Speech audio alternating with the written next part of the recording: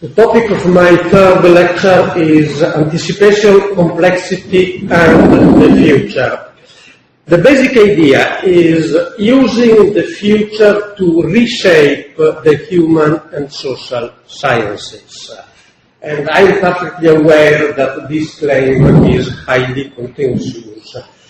One of the underlying problems is that all the human and social sciences so far have accepted, to varying extents, what is possibly Newton's most important implicit assumption, namely what Rosen called the zeroth commandment. You shall not allow the future to affect the present.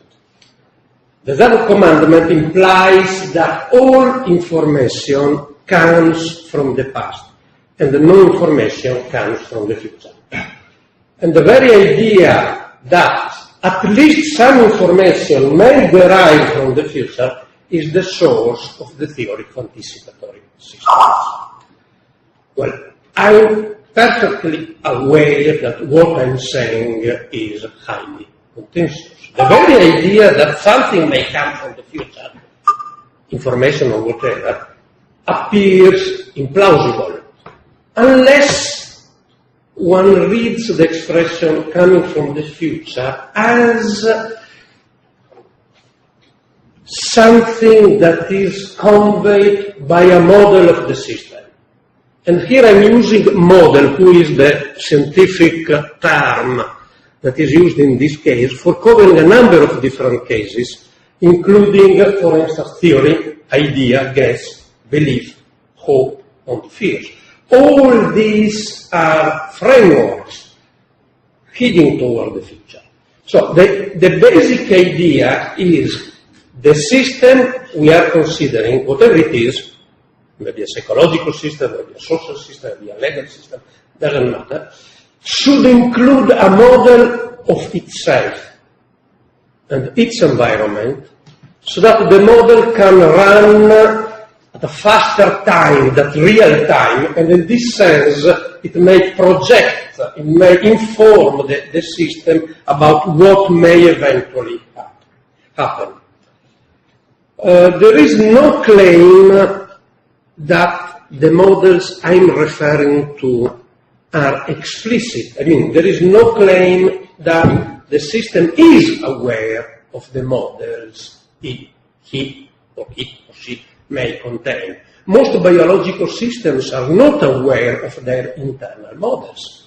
They simply behave using the information that arises from the models, and they behave in this or that way without knowing where the information comes from. The same is partially true for ourselves. Most of the models working within ourselves, well, we are not aware of them.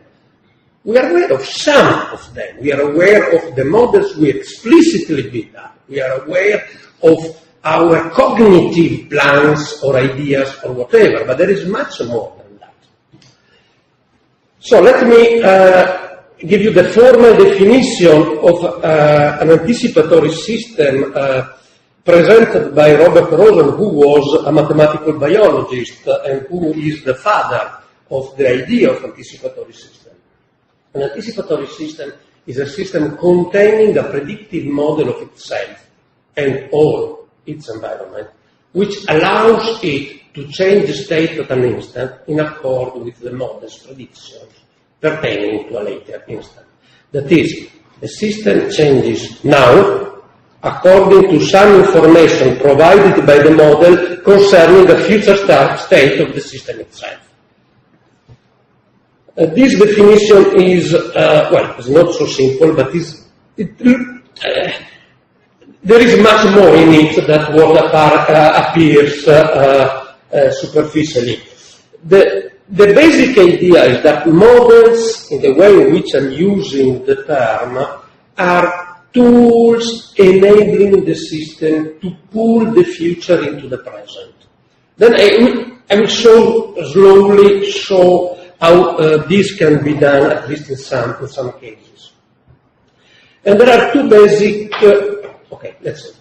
So, We speak of an anticipatory system when the models are embedded within the system. So we have a natural system, maybe a biological one, maybe something else. The system contains within itself one or more models, making able the system to develop a guess, to have some kind of intuition, some kind of idea about what may happen, and then the system behaves according to this information.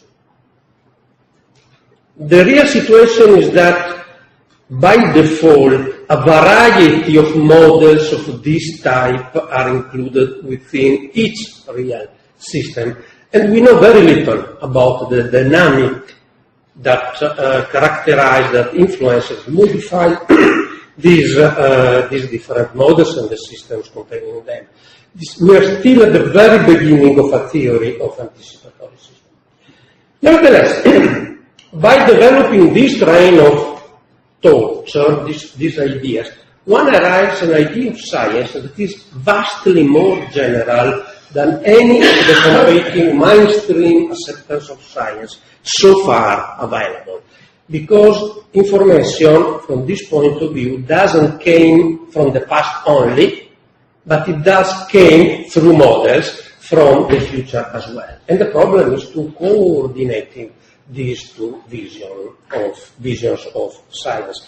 And in this regard, and here I have to come back to what I said in my first lecture, so you have to go to my first lecture to see a few of the details. The vision that arises from these ideas is that instead of distinguishing between one science seen as the queen and all the others are pawns, and in a sense minor science, I mean physics and all the rest, what emerges is an idea of a kind of abstract idea of science plus a number of constraints that are specific for each level of reality. And in the end, we find, by following these ideas, ways of coordinating the different sciences in a much more effective way that can be done according to our present vision of science. Okay. I'm not digging deeper into this issue. In this lecture, I will adopt a pretty conservative and traditional vision. I had to say that many more surprises are in store, but I would like to proceed in steps and give some more kind of, let's say, more concrete understanding of what is at stake behind these theories. And one basic issue, I already said it before in my previous lectures, is that so far there is no overall, no systematic theory of anticipation. There have been many efforts to understand anticipation. I already mentioned the 100-page bibliography on anticipation, which shows that a vast array of efforts have been developed during the past century. But still, we do not know whether the same idea has been discovered times and again, or whether different ideas surfaced. And there are still many things that deserve to be understood. So, to provide a more concrete understanding and a more concrete feeling of what I'm trying to discuss with you, let's start with just raising a few basic questions concerning anticipation. For instance, when anticipation does occur in behavior and life? What types of anticipation can be distinguished? I already mentioned at least two major types, implicit and explicit anticipation. Anticipation that work below the threshold of awareness as opposed to anticipation we are aware of. And that's a major distinction, obviously. And the question becomes, what else? Are there other kinds of anticipation we can properly distinguish? Which properties of our environment change the pertinence of different types of anticipation? And in which sense anticipation helps survival in the environment. The basic idea is that, well, there is simply no time to calculate all the possible things that may happen around us. We cannot traverse the state space of the possibilities in order to take decisions. We must take decisions on the spot, according to partial information, even wrong information, even deceiving information. Nevertheless, the only possibility we have is to take decisions, moment after moment. We will do our best, but surely there is no possibility. Okay, let's stop the world, let's consider all the possibilities, let's traverse the state space, and then take the best possible decision. That's not the way in which things work. And there is much more than that. We are finally attuned to anticipatory events. There is something that we all know. If somebody throws a ball to you, you immediately catch it with your hand. It's a question of milliseconds. Our hand knows where the ball is likely to fall, but there is no calculation behind that, or no calculation in traditional sense. So this is a micro form of anticipation in which our hand almost automatically, we are not trained in that sense, but almost automatically the hand is able to grasp, to catch the ball when it arrives.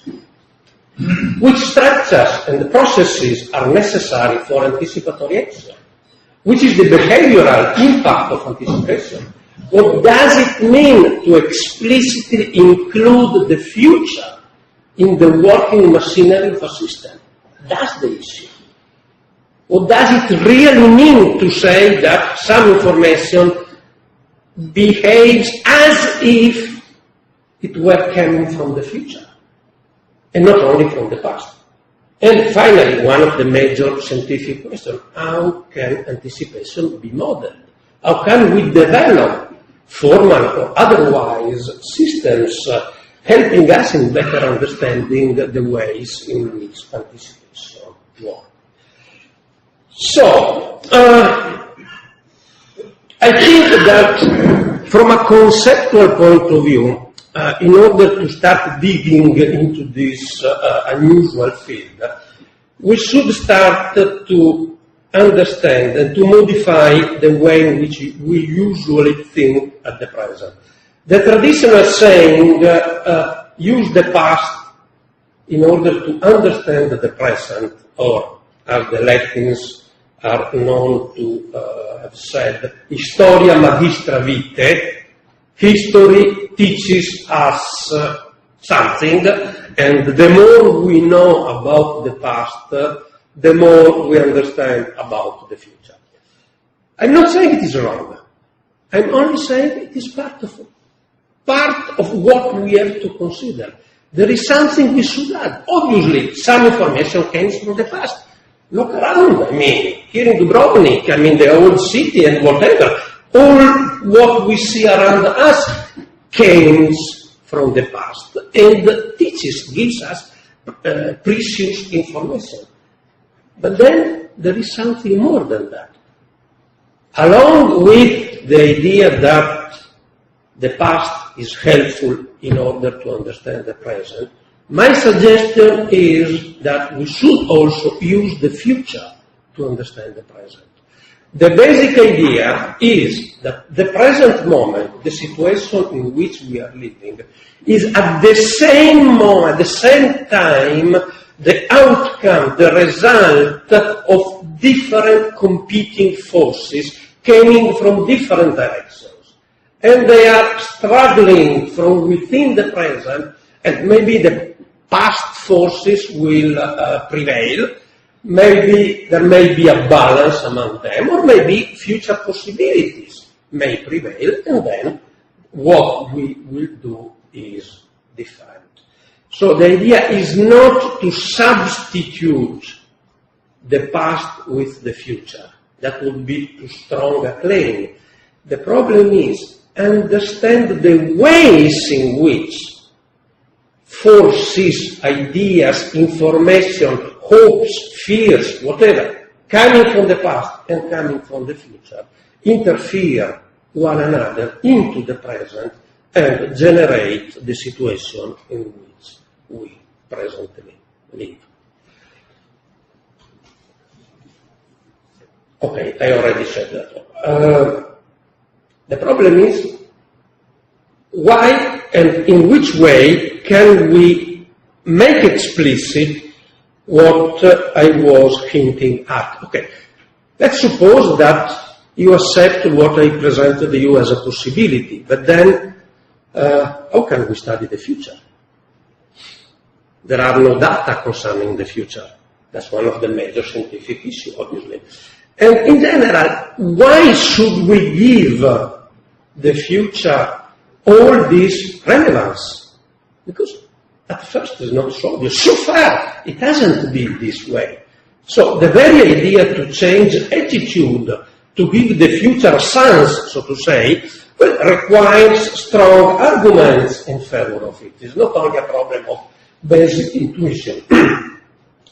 And my basic claim in this regard is that, well, the main reason for studying the future, the main reason for giving the future all this relevance, is that we intend to take better decisions now. So our attention for the future is in order to develop better strategies in the present situation. So using the future as well as the past in order to develop more robust strategies today. Of course, this implies that we should understand the present situation, we should understand the way in which past and future forces may act in the present. Obviously, there is a difference between them. The past already occurred. It exerted some of its influences. The future may be able to exert influence, but we are considering things that are not, they have not enjoyed the being real, in a sense. They are, as I told before, possibilities. There may be fears or hopes or whatever.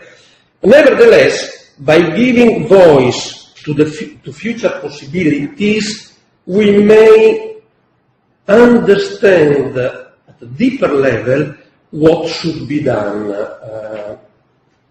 today. And again, if we are blind to the future, if we do not give voice to the future, we fail to understand the present. We have a partial, limited, fragmented understanding of the present. Because if what I said before makes sense, I mean, if really there is a competition of forces and, let's say, forces coming from different directions, if we cut some of them and we do not consider the role they are able to play, what we obtain in the end is a partial vision of the present. Because the future is already in the present. Think about the simplest action you may perform. Going out to buy some bread. There is some future involved in that. We are simply unable to take even the simplest decision. We are simply unable to perform the simplest action without, to some degree, involving a component of the future. It is already in the present. That changes everything. If the future is in the present, and at the same time, if the past is in the present as well, because there are forces working actively, well, what we should do is to better understand what's happening, to understand that we need a different understanding of the present to start from, and we should develop a vision in which all these components became visible, so that we can understand the way in which they work. To try making some basic distinctions in order to develop an understanding of the various layers of forces and possibilities that are present. We may distinguish at least 3 different ways of looking at the future. We may consider individual determinants, and I already mentioned hopes, fears, goals, projects, attitudes that people may have. But at the same time, there are contextual determinants. We are individuals, but we are individuals in situations, and so there are social, technological, economical, ecological, political, and so on and so forth, determinants or elements that may exert an influence on the present. And all these at different levels of depth. And this is the difficult issue. Things are organized, are layered from more superficial phenomena to progressively deeper phenomena to deeper phenomena. A very simple exemplification. Consider, fashion. Fashion is social phenomenon typically lasting for a few months, and then a new style, new colors, new ways of, new kinds of clothes, and so on are generated. But if we would like to understand fashion, we have to go deeper to social forces, social determinants, social constraints that make possible the phenomenon of fashion. And if we would like to understand social determinants, we have to go deeper and understand the values, the deep values, the worldviews that characterize a society. What is interesting in this phenomenon is that each time we go a level below, a few things became different. The temporal rhythms are much longer. I mean, fashion may last for a few months and then a new wave may arise. If we look at social forces, they may last for years or decades before becoming different. And if we look at world views or Weltanschauungen, I mean the basic values that shape a society, they may last for centuries. So, I mean, there are different levels. Each level below works at with a different pace, with a different rhythm, and it's able at the same time to explain the level upside. Let me see the same thing in a slightly different framework. We can distinguish among futures as cognitive attitudes, individual attitudes, imaginative or emotional. We may distinguish futures are decisions, are plans, are what we do in order to be ready for known contingencies, which is the dominant form of anticipatory activity in our countries, in our societies. But then there is more than that. We can consider futures as ongoing processes in a state of latency, which may eventually surface and become real actual fact. This is what usually science does. When we consider climate change issues, we are considering underlying transformations that at some point may surface and change the ways in which things work, which implies that behind the visible there is something more that is presently not completely visible, or it's definitely not visible, but it is nevertheless there and influences what happens presently. And then the last component, which is the most important in my understanding, the futures as something that can be generated or consumed in the present. I mean, the first three types of futures see the future as something that is there. And the only thing we can do is to go from here to there, as if the future were already established. And the only possibility is to go in that direction.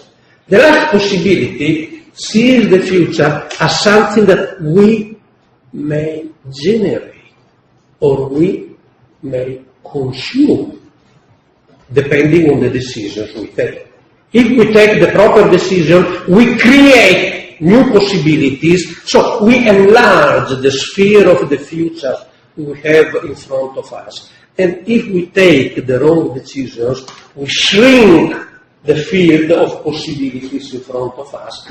And this is something new, in the sense that the future is not only something that is there. It's not something that we simply have to go from here to there. The future is something that we really build up. We contribute to make it possible or to make it impossible if we take that. And you immediately realize that as soon as we start seeing the future in this way, well, problems of values, problems of ethics, they immediately came to the front side, and they immediately became visible. It is not that the first group of futures is wrong and the last group, the last item is the right one. All of them, they are there. The future is both something that to some extent is there. Okay, it doesn't depend on us, so we can do very little about that. But at the same time, at least for some futures, what we do makes sense, changes the situation. It modifies the situation.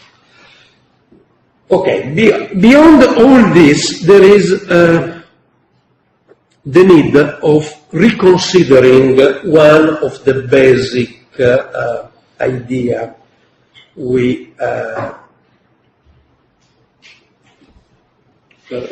use.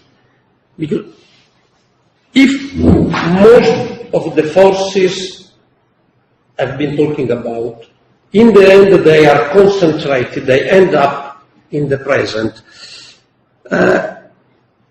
this implies that our understanding of the present becomes one of the turning point in the development or the inability to develop a proper theory of anticipation and the future. And the basic fact here is the distinction between two ways of understanding the present. The first way, the traditional one, is the present as a boundary, a very thin, pointless, point-like boundary between the past and the future. So the mathematical understanding of the present, in which the present is the point, before the present everything is past, and above that point everything is the future. That's great. I mean, that's perfect from a mathematical point of view, and there is no problem about that. The only issue here is that it does not correspond to the way in which phenomena work.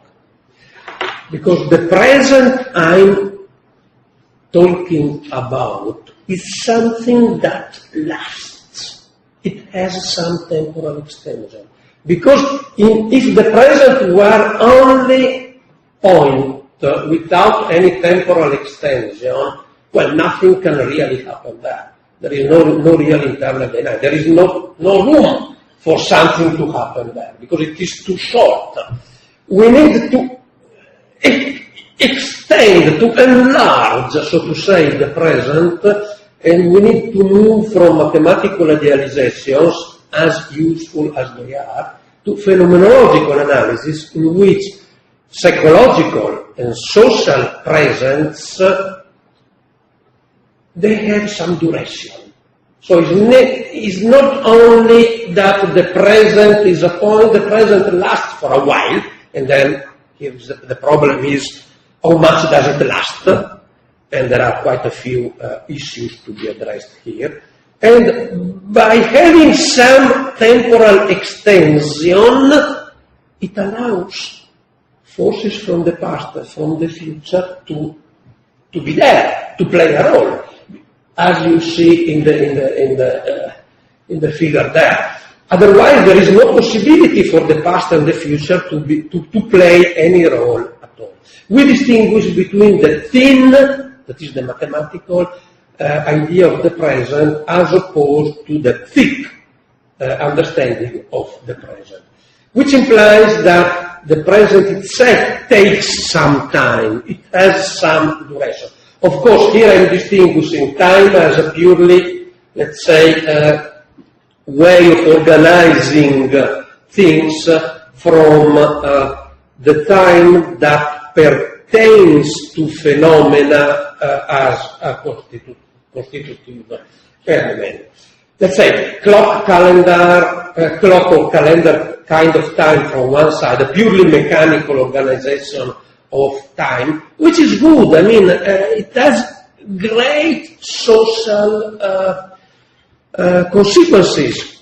Think about organizing an agenda without a calendar, without clock. It's almost impossible.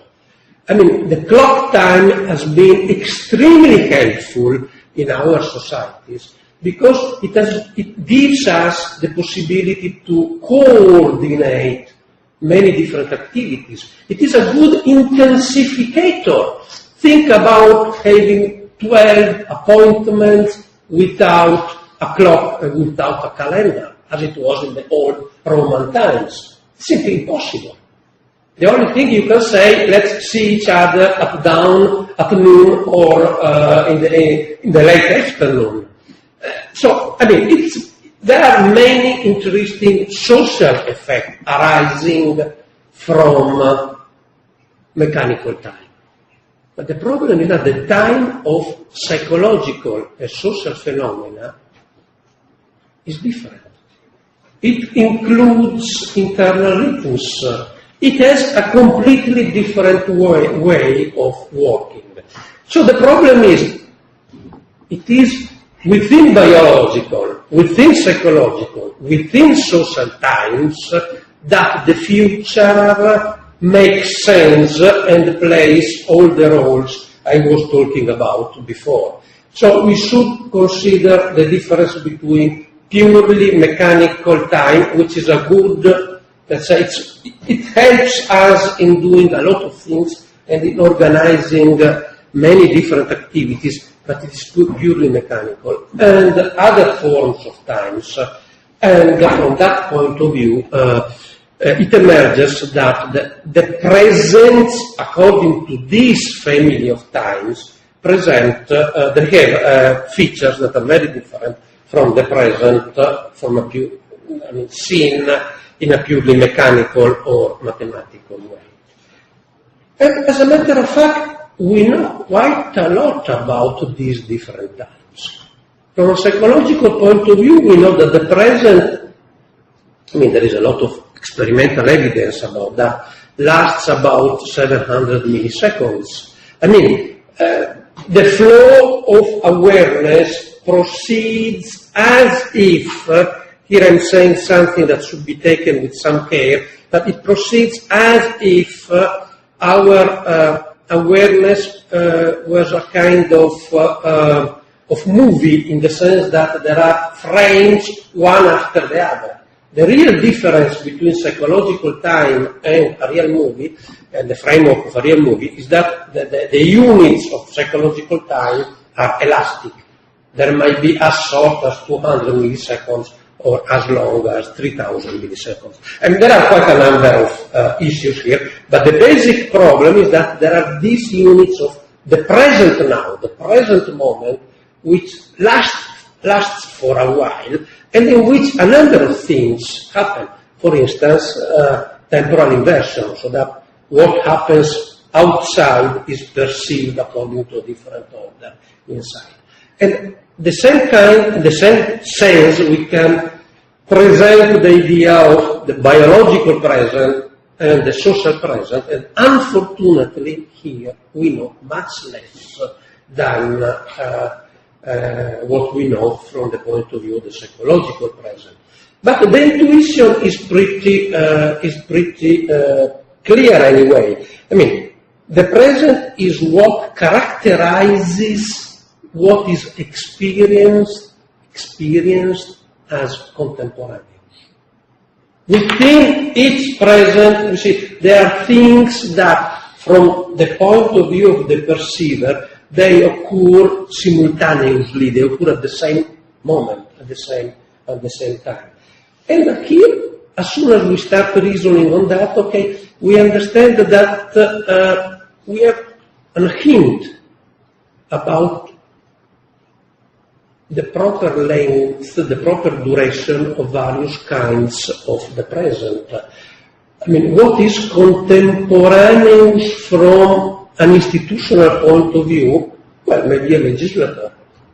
Maybe the legislation from when a president was elected to the next president. What is contemporaneous from a behavioral or a political or economic point of view?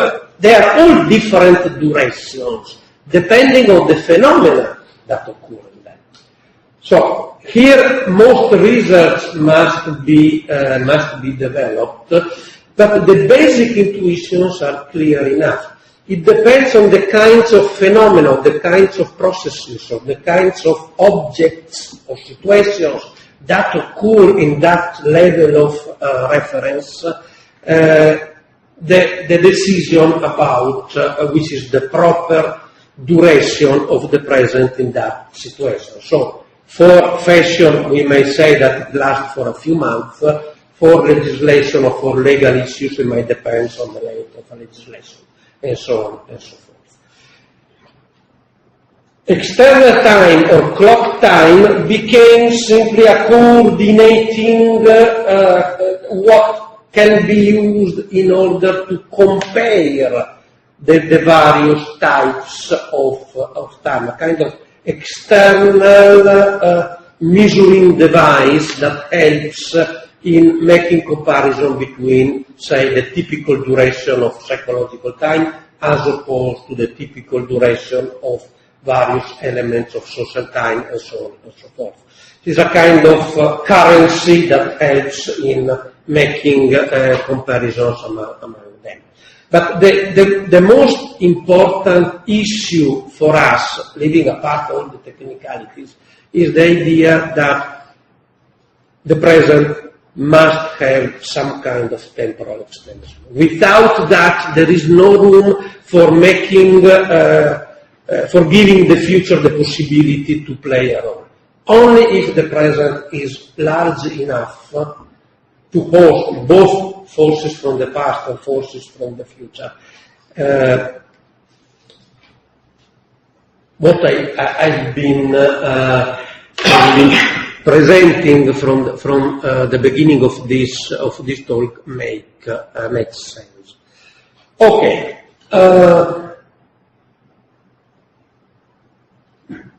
So, which are the main issues I've tried to present? First component is, okay.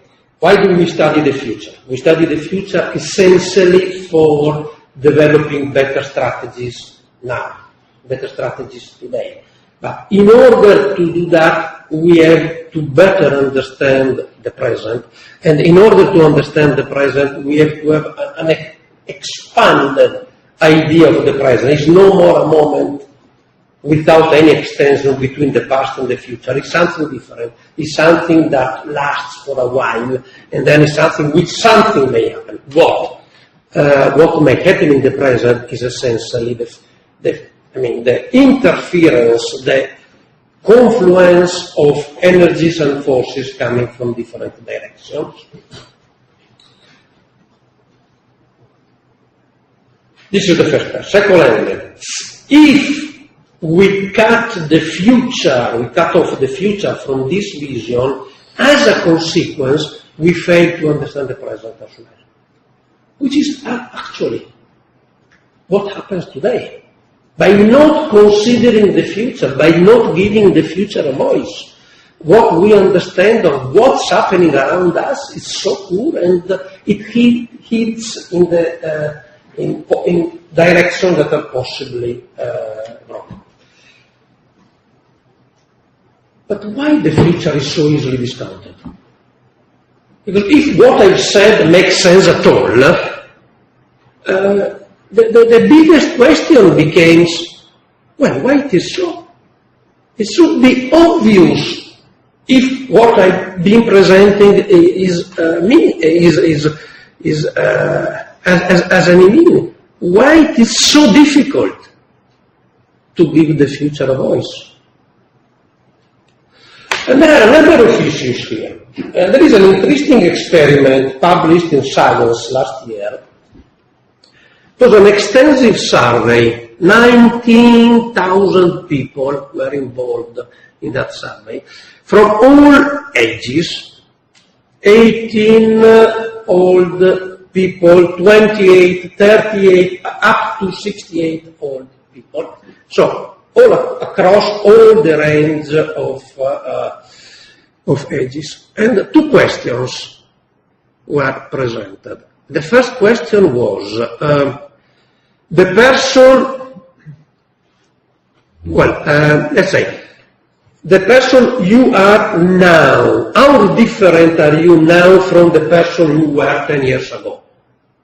And the second question was, in 10 years' time, will you be a different person from the person you are now?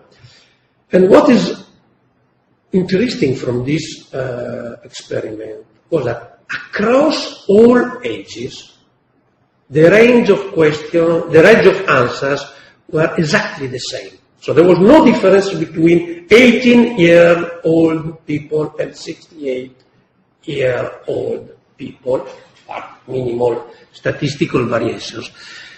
And the answers were, of course, now I'm a very different person from the person I was 10 years ago.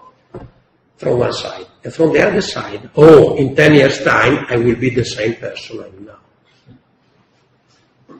The fact that this answer has been provided across all ages means that a cognitive bias is at work. People feel that, I have been changing during the past years because I've done many new experiences and this and that. Okay. But now, I arrived at a point in which I am stable enough as a person to think that I will not change anymore.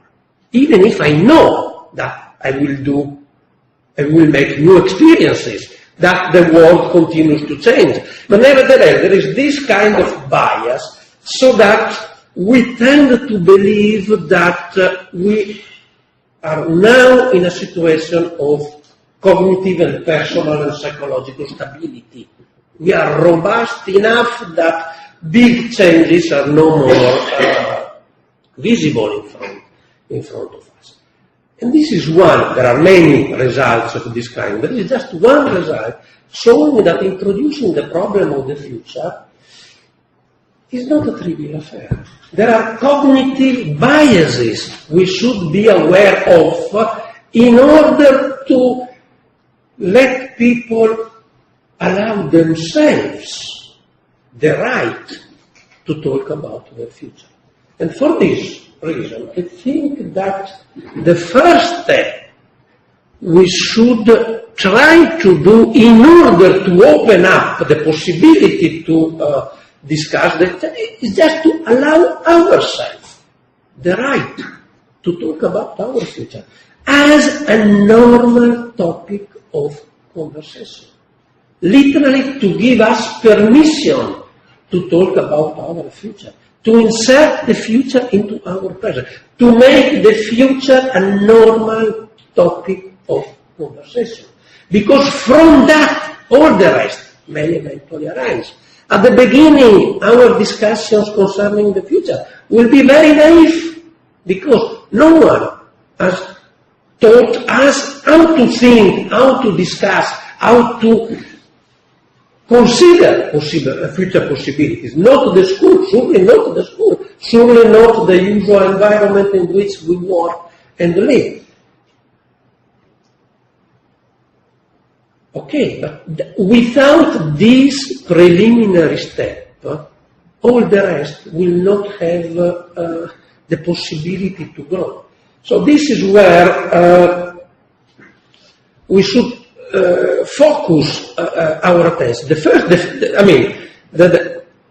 The first exercise I give to my students in my course on social foresight. At the end of the first lecture, I tell them, think about yourself in 10 years' time. Okay, the university will be finished, you will have a family, probably you will have a son or a daughter, whatever. Think about yourself in 10 years' time and imagine to write a letter or whatever it will be at that time, an email or whatever. Just telling a friend of yours what you are doing. Trivial things, but well, the results, for most cases, are extremely trivial, banal, uninteresting mails or letters. And that's important for the student, because they start realizing that they do not know how to think about the future. By seeing that they do not know what to write, that they literally do not have any idea at all about themselves in 10 years' time, makes them aware that they lack some ability. They do not have the capacity to think about. And then from this, okay, all the rest starts, and here is where, that's my final point, is where we introduce the idea of futures literacy as, well, in analogy with what learning to read and write was 2 centuries ago in many countries, and, well, many countries still today a problem, obviously. By learning to read and write, to read and write, well, a new world opens up. People acquire new abilities. For instance, they learn to collect and understand information. They allow themselves to have their own opinions. Without those basic abilities to read and write, one is out of, in our world, if a person does not have these basic abilities, well, he's cut off from everything. He doesn't have the possibility to develop a commerce or to have a company or whatever. Many problems arise. Well, futures literacy is something along the same lines. Acquiring the basic capacities to think about the future, in the same way in which learning to read and write gave people the capacity to do many more things. At the beginning, what we will do, it will be extremely, it will be a beginning. If we think when we started, when we were 5 years old, to read the first things, we were very primitive. And this will be the same. At the beginning, the capacities will be just very small. But then, as soon as these capacities develop, and they develop as a social capacity, not only as individual capacity, new possibilities arises. And there are at least 2 basic aspects concerning futures literacy. The capacity to distinguish different kinds of future. So the capacity to distinguish what is possible from, for instance, what is preferable and what is probably in between. Or the capacity to distinguish and to have the tools for using and distinguishing different ways of using the future. What can we do as far as future is concerned? We can, for instance, try to optimize the future, like in planning. Planning means imposing what we think today to tomorrow, or preparing for anticipated surprises, like in contingency planning. Or again, developing the capacity to better understand the present as the best way for preparing for the future. So expanding the perception of the present beyond the capacity, the constraints required by optimization and continuously, in order to be better read for the future. There is no formal proposal so far developed for future literacy, but the idea is pretty clear, I suppose. Trying to develop the capacity of thinking about the future as normal capacity, normal social capacity that we all, as a community, as a society, have. And in that sense, if this capacity will be developed, the decisions we will happen to take will probably be much more conscious and aware of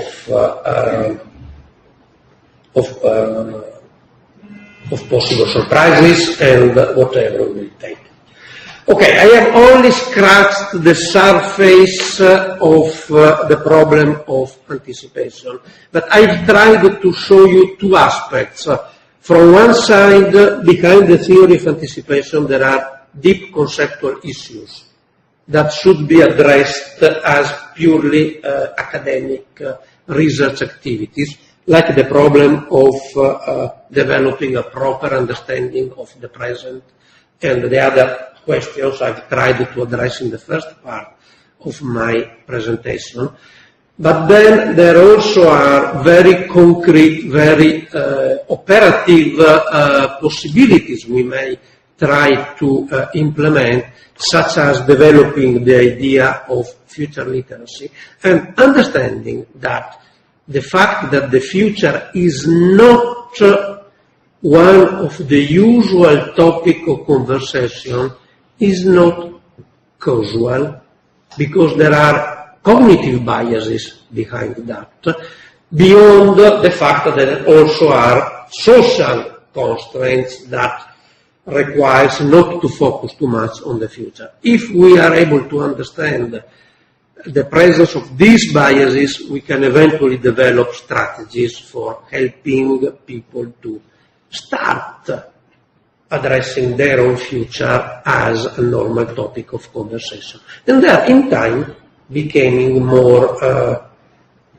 capable, acquiring better tools. I've not talked at all about methods, because it's not a problem of methods. The methods can be learned. It's not so difficult. There are many methods used by futurists that can become, that they can be learned. That's not an issue. The problem is preparing the basis, being willing, being ready to modify basic cognitive attitudes in order to help ourselves to collectively and together address the problems of the future. Thank you. Thank you.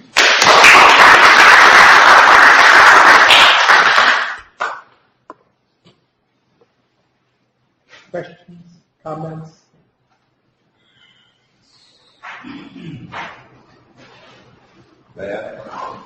Please. Very, very important.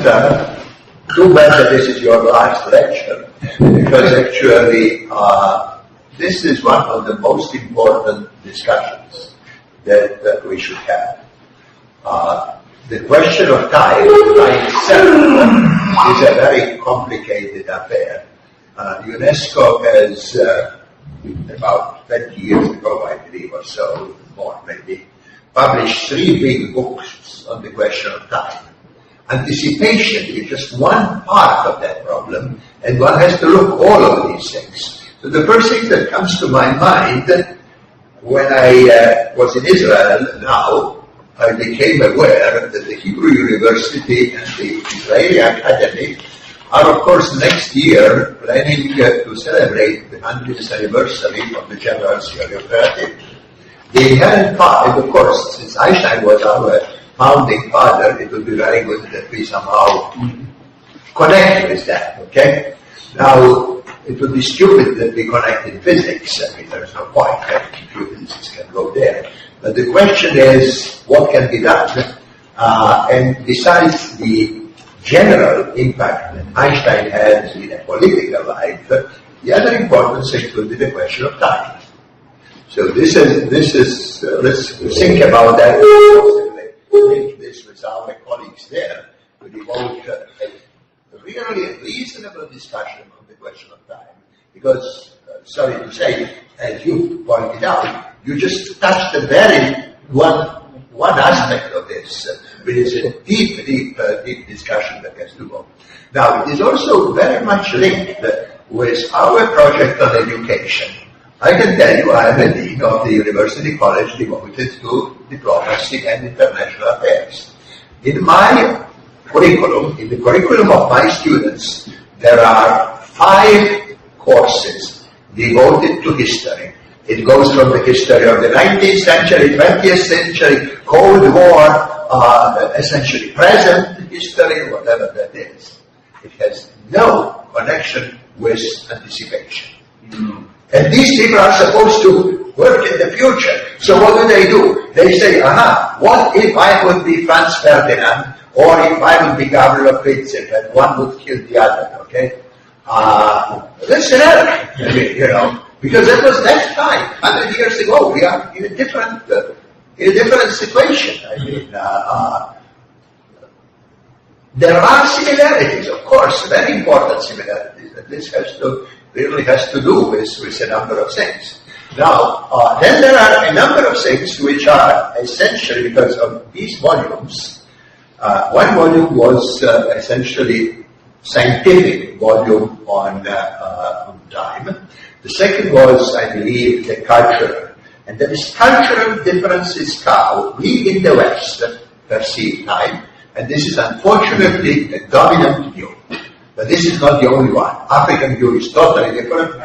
The Nobel laureate poet Wole Soyinka wrote about that. It's completely different. Indian concept is completely different.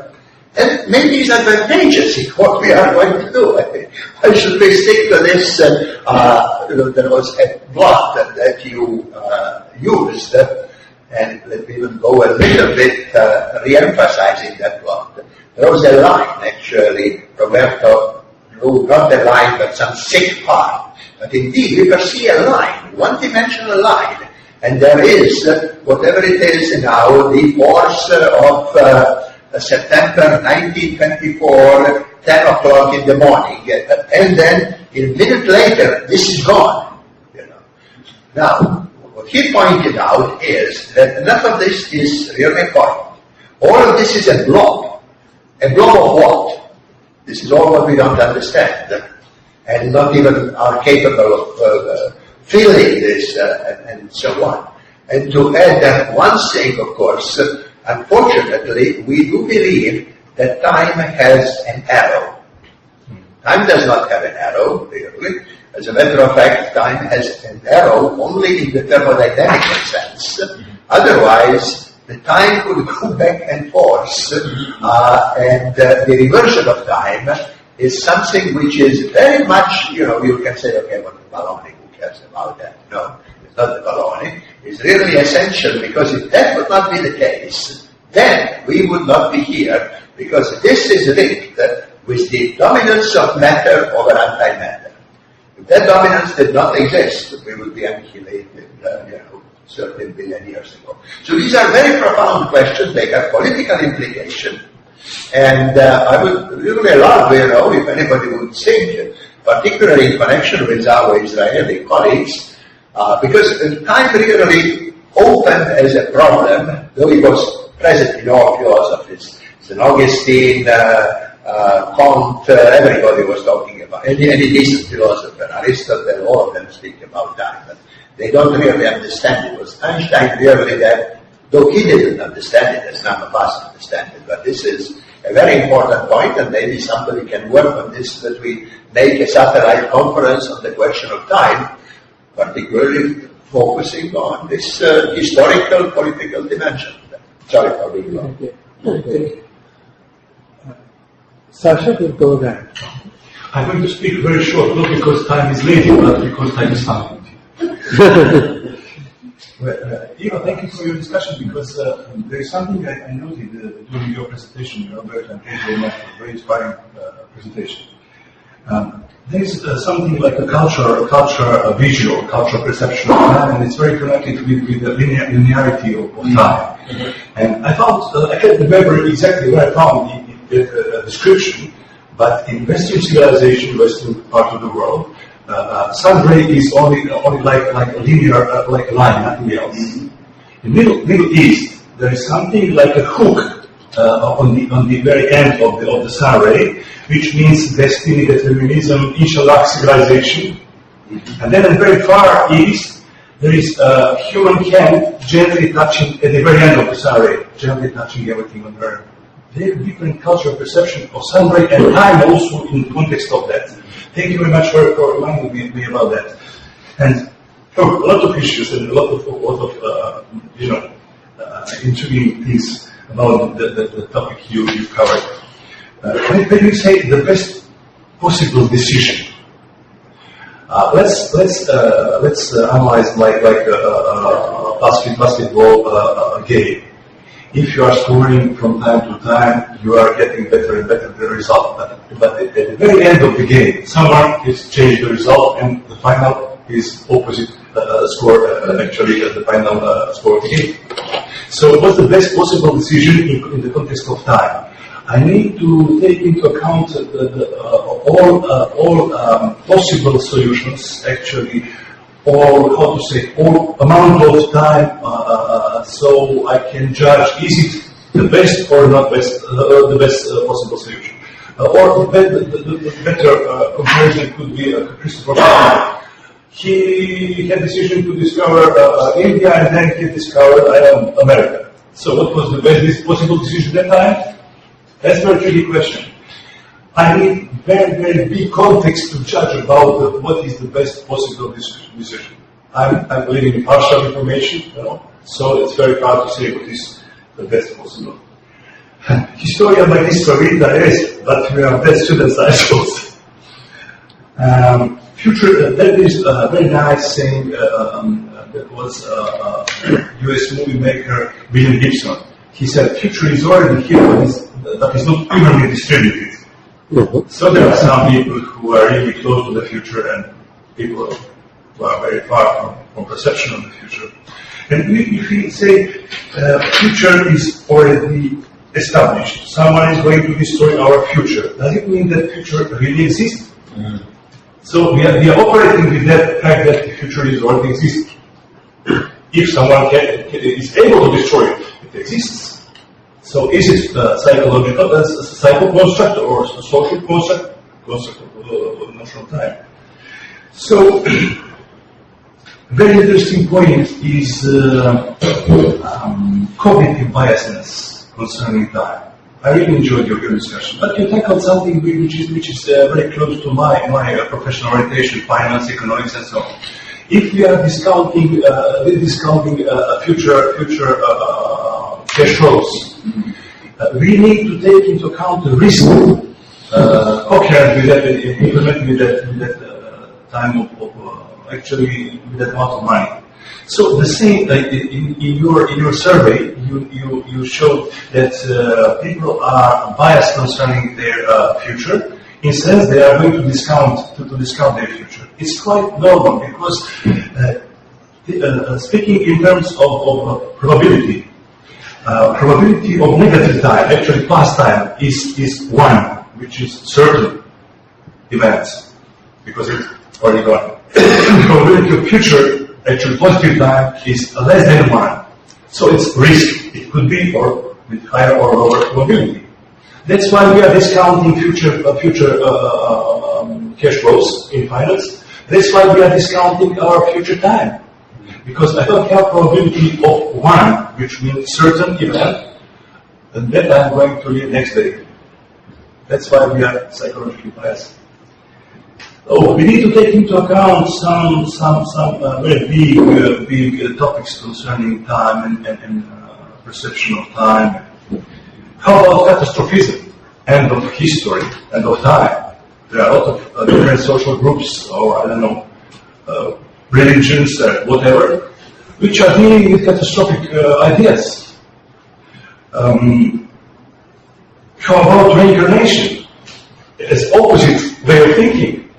I'm going to live endlessly with the different forms and so on and so on. So is it our way to heal ourselves, our souls, from the fact that time is passing and that we are limited, biologically limited in time?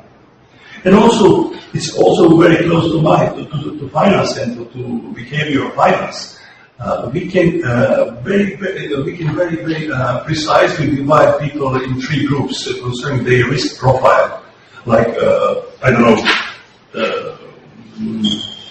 aggressive, moderate, or conservative concerning risk aversion.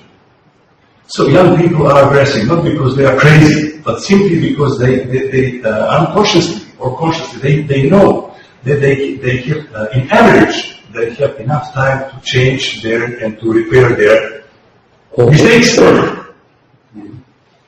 So this is why they are aggressive. Moderate, I'm moderate in a way because of my age. I have something settled in my life, and then I'm not forced to take more risk than usually my generation. And so on and so on. So thank you very much for your presentation. And also, if you put one arrow denoting the past from this side and point denoting the present, and one more arrow from this side denoting the future, I think you draw an arrow, which means that you are already dealing with your perception of time. Is it arrow or not arrow? Why is it like from left to right or not right to left? And it's this finish. Thank you very much. Well, thank you to you, both of you, for your comments. I obviously presented a vastly simplified picture, because time, well, is one of the major issues in philosophy. Sure.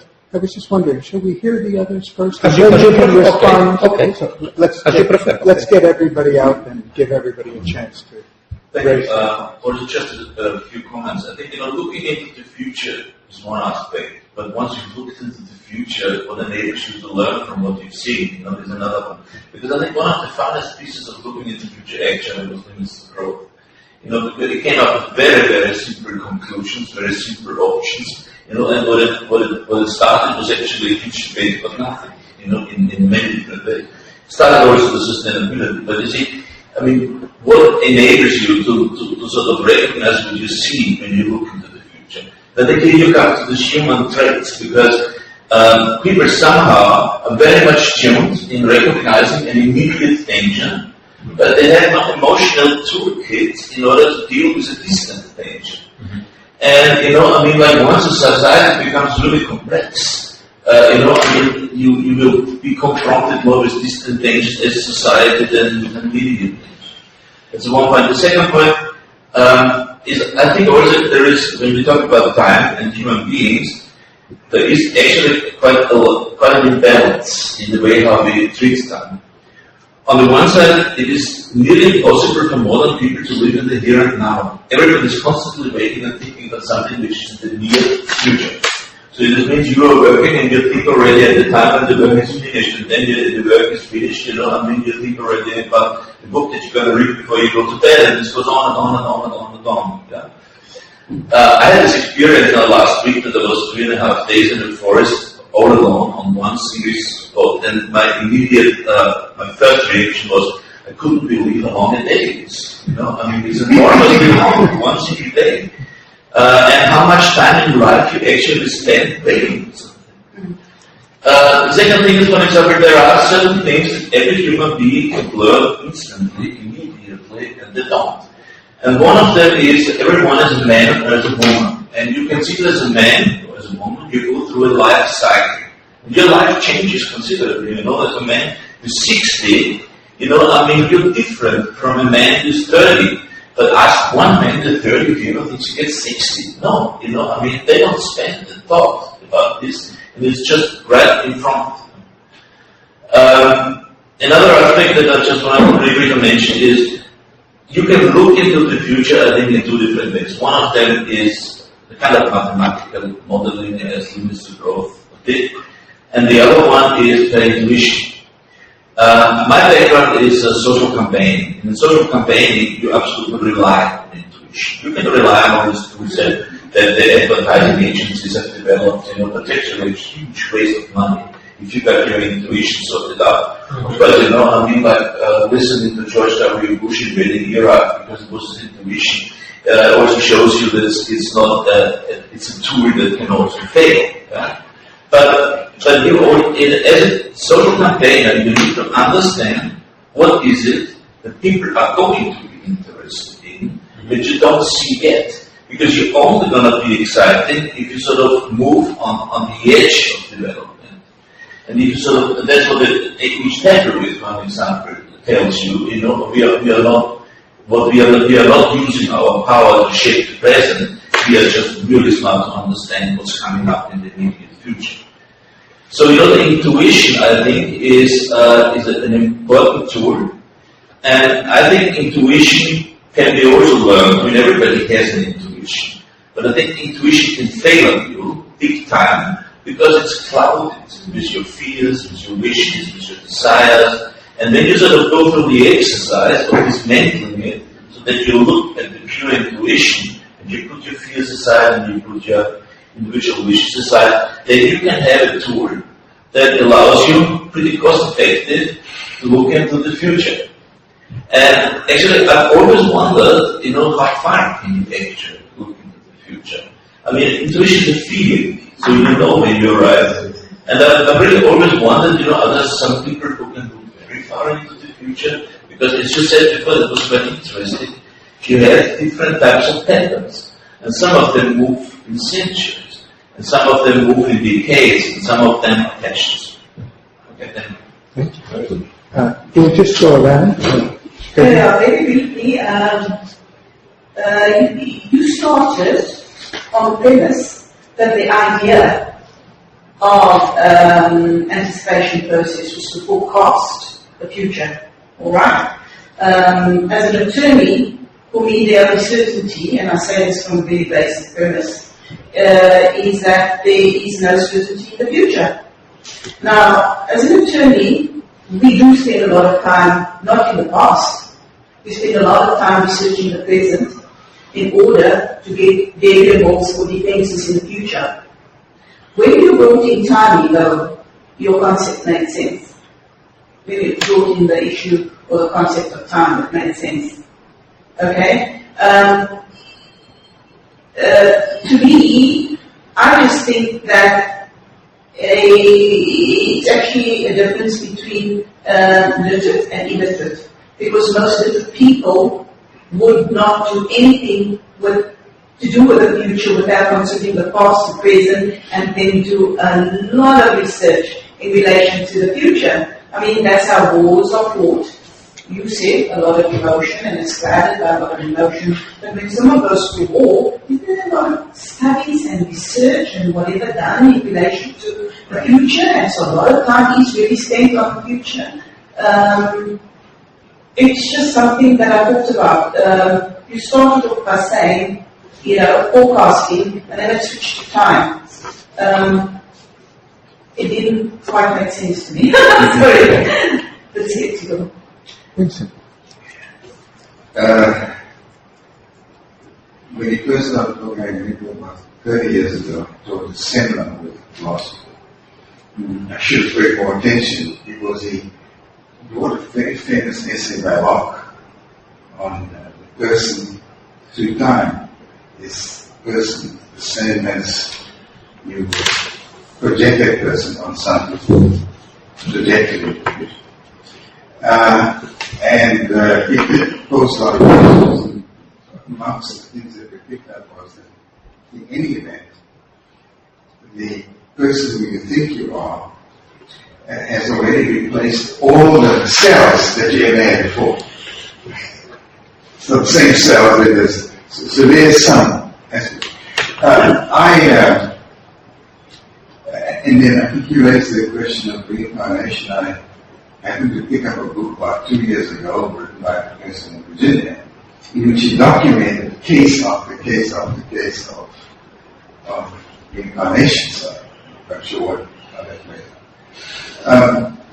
Khadija raised the question of time professionally, and I suspect that almost all professions are using time as a form of artifact in some way.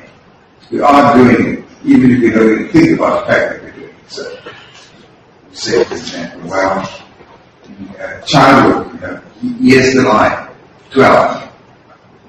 You blow 12.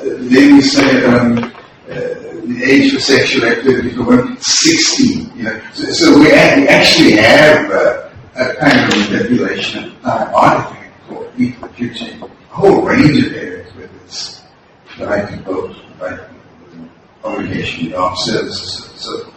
And I suspect we're probably using time almost intuitively in this sense without actually thinking about this. We just manipulate that issues.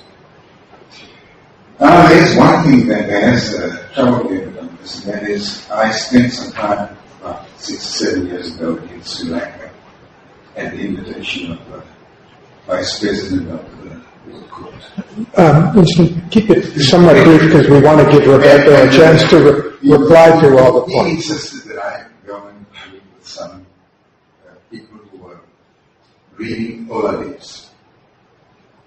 And so I went to this place where they read Oladies. And now, I really want to say about time, these guys found me in these ancient Oladies.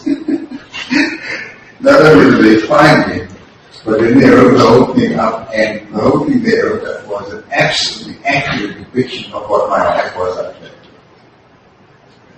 What your life was up to? Up that point that they gave me the...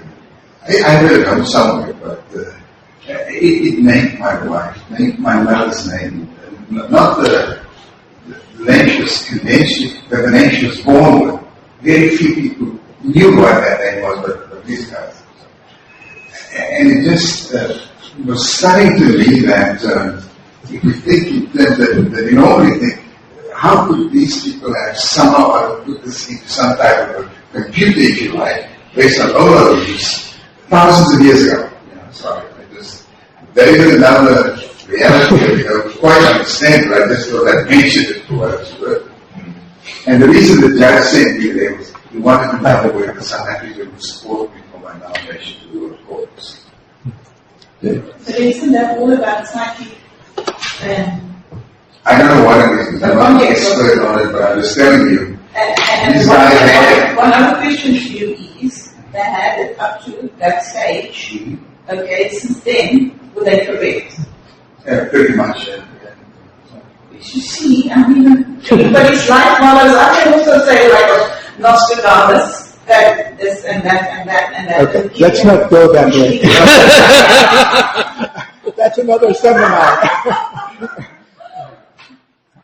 Well, I get the crazy association. I enjoy very much nature, but it might be, at certain point, we had to study in Poland and I visited Russia and the Soviet Union when they say, well, by 1980 we'll have communists here. So it means what we need to do to give this perspective now to the prospect of certain state, or they develop, the whole theory of developed socialism, as a stage between current situation and the communist, So, what should be the step, in between to reach, the heaven. So, but this was not very productive study because it was very ideologically motivated, and it caused me also some troubles because I challenged the notion that the Soviet Union reached already the stage of so-called developed socialism, raising the issue. If the country, how the country could reach the level of socialist state, so very close to the communists, if the country cannot feed themselves, they were not food sufficient. They depend on a huge import from the basic enemy. I got me troubles and so on, and then I went to the conference in Dubrovnik. Really running short of time. And so they didn't have different. Anyway, very interesting and very thoughtful, and I agree with Ivo completely that we need to invest more time and allocate to the curriculum such work. Thank you.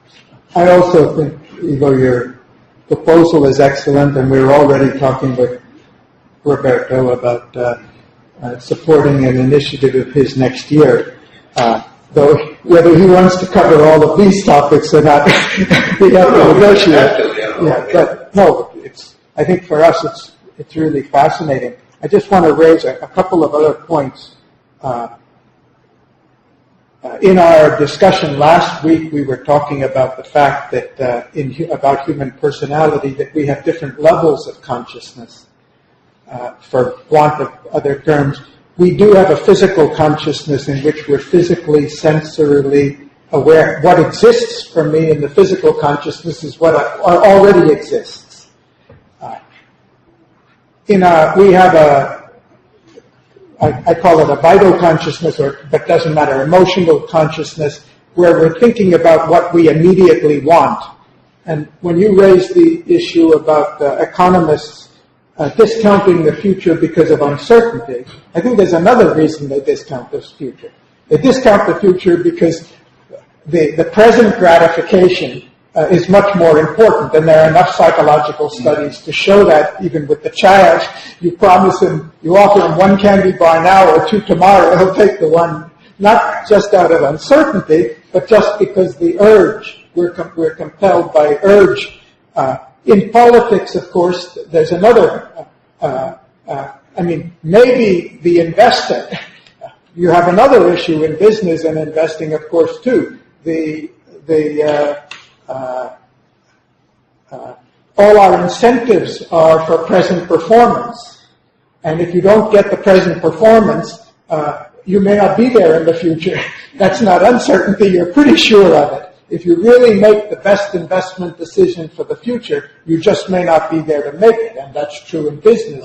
But if you invest, it means that you believe in the future. No. Even if you believe in the future, you may not be allowed to act that way because of the way our incentive systems are structured politically. The politician may really know that what he should do in the future, and know that if he does that, he won't be elected, he won't be around to implement it, or his term, it's built into time, it's built into our social systems, in our decision-making systems. It's not just a question of perception, it's also a question of rewards and institutions the way they are. So to accommodate the future, we would also have, and it's not a new idea, I'm speaking, of course, when we talk about changing the incentives for business leaders, it's not a new idea. I thought Ivo's point about education was really important. And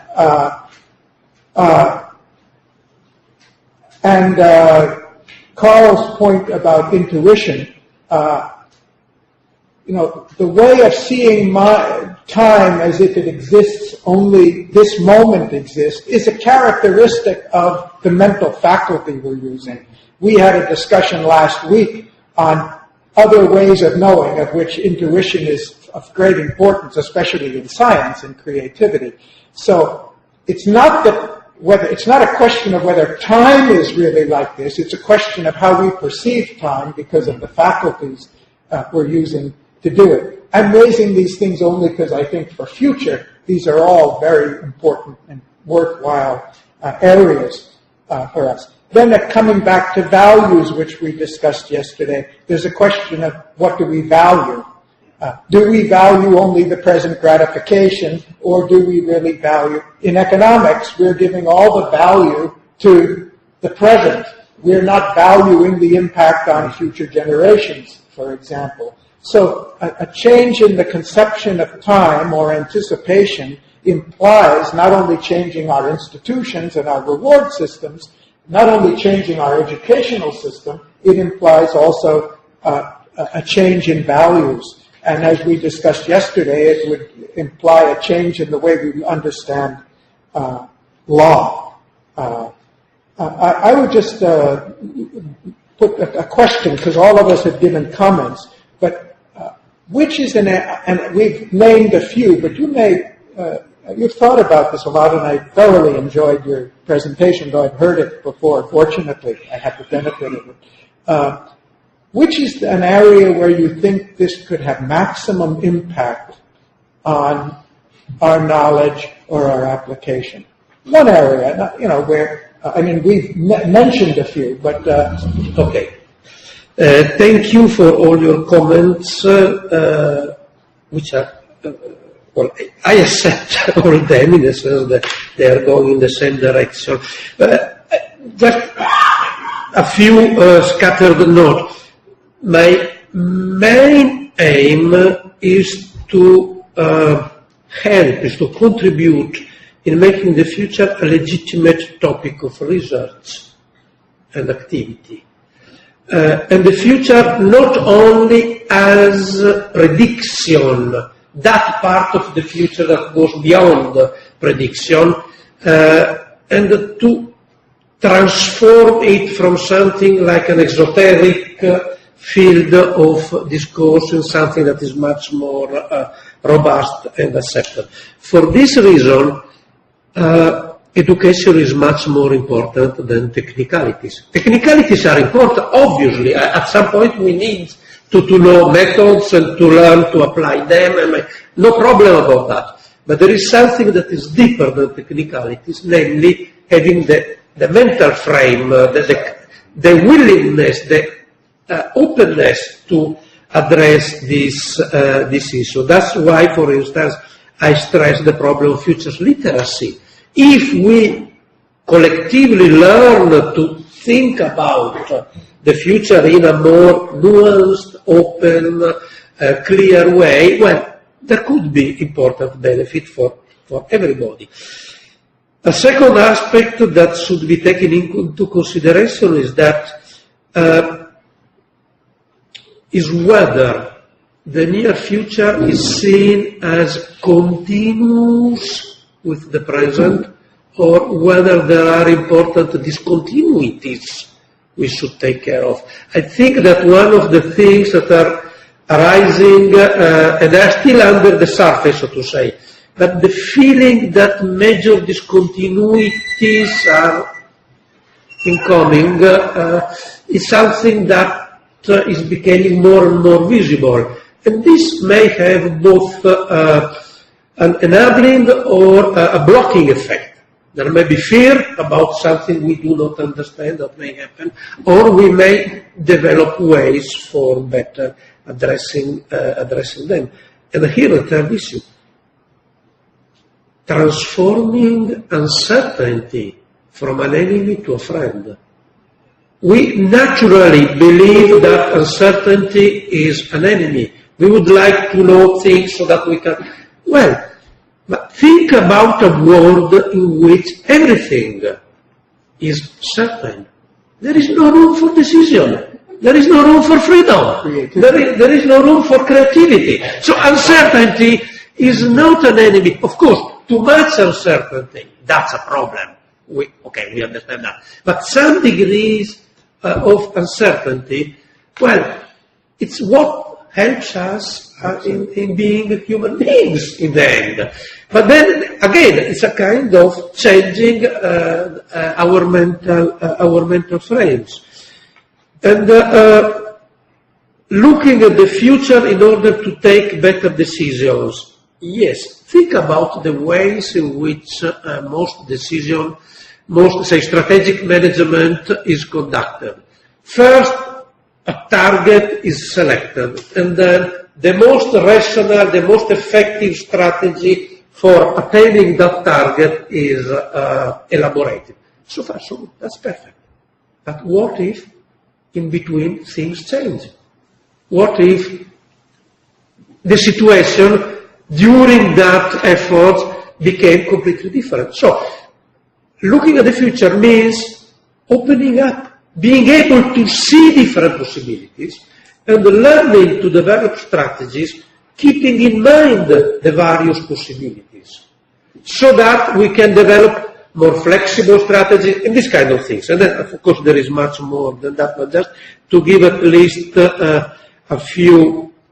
And then, the future is not evenly distributed. Right, that's one of the major issues. Not only, be careful, it's not only a problem of the difference between wealthy people and the poor people. It's more than that. Because the future depends on our education. Depends on how we are raised.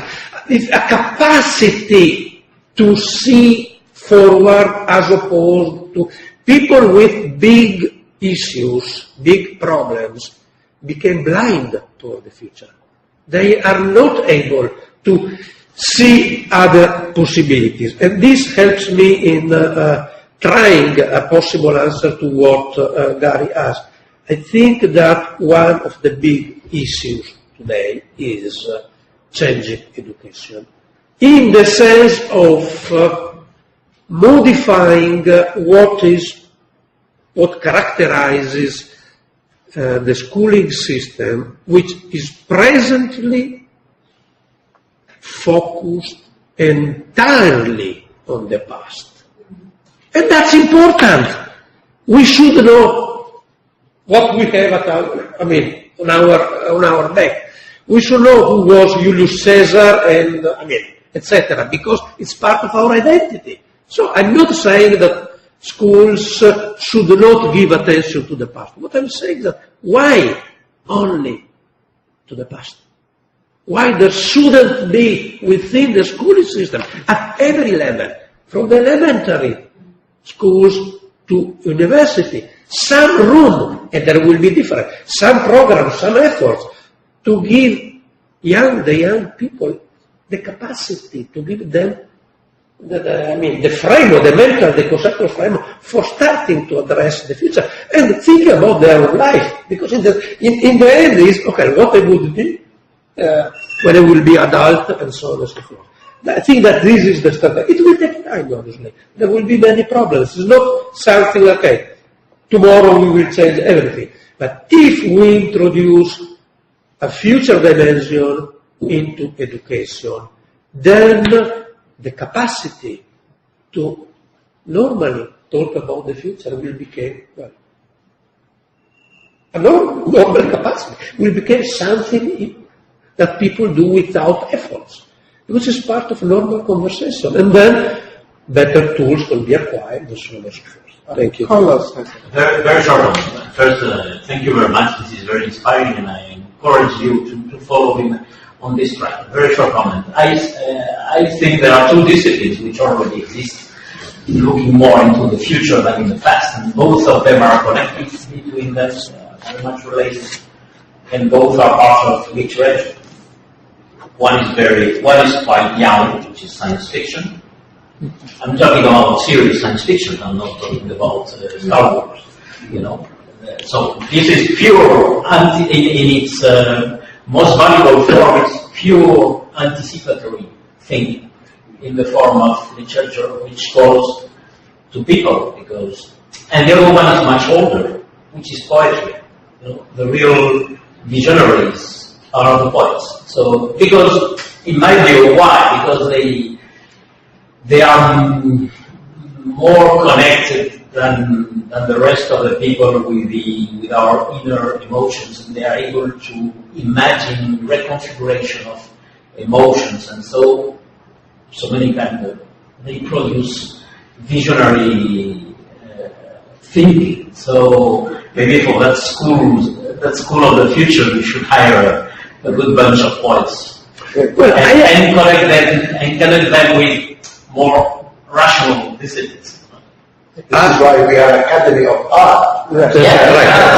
Of course. I agree that all the arts, not only poetry, even picture, painting, they